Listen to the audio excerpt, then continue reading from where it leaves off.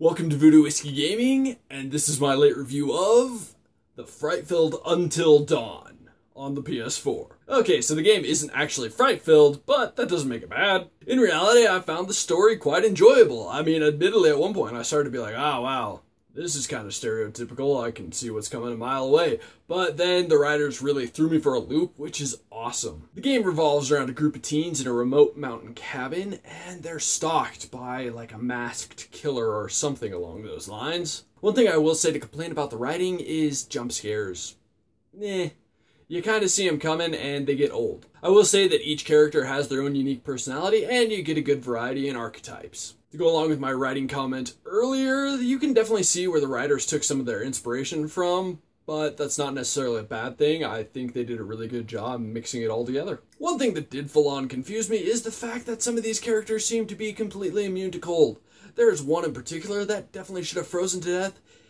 At the bare minimum, they should have suffered like intense frostbite problems. Now, as for the sound, I think the game sounded really good, and the voiceover work was probably better than the sound design overall. I think the voice actors did a great job adding to these characters, bringing them to life, and the sound was, like I said, really good. Those things combined really help immerse you in this game. As for the gameplay and controls, well, it's a lot like Heavy Rain. I wish I wasn't comparing it to another game, but it's the best way of explaining it. It's very reminiscent of Heavy Rain. I will state, however, I don't like making that comparison. It's not a bad thing. One interesting thing is this game has a serious obsession with the butterfly effect, and at first I thought it was just going to be some stupid gimmick, but the more I played, the more I really understood what they meant by it. And if you don't understand what the butterfly effect is, go Google it, or just play the game and they'll explain it to you. One thing that I found was really interesting in this game was the later clues you find can change some of the information provided by the older clues that you found, and I think that's awesome because newer clues help you unravel the mystery of the game by explaining stuff in the older clues. One thing I enjoyed, and it makes this game even more challenging, is that it has a permanent death system, meaning that if your character dies while you're playing them, they are no longer in the story.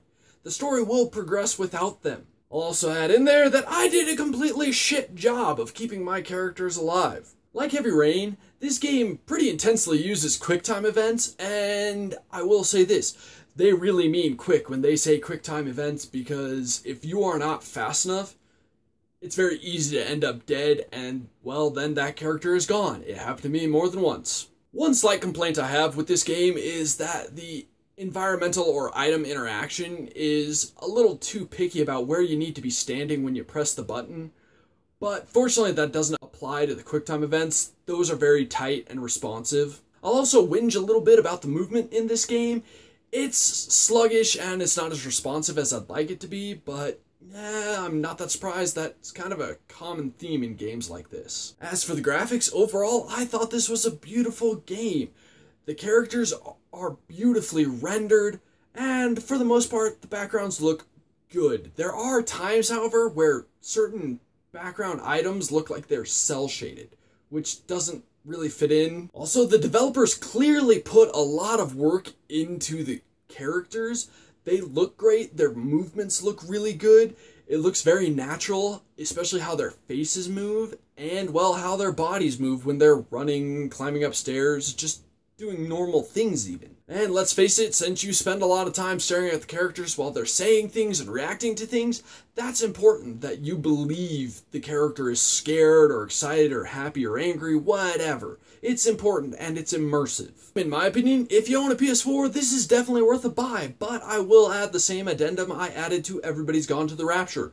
If you're not a fan of one of those super story-driven games that Quantic Dream or Telltale makes, well, then you're probably not going to want to play this game. But if you are a fan of those kind of games, it's definitely worth adding to your collection. I absolutely plan on replaying this game and hopefully keeping more of my characters out of the grave. In the comments below, why don't you let me know who your favorite slasher from video games and or movies is.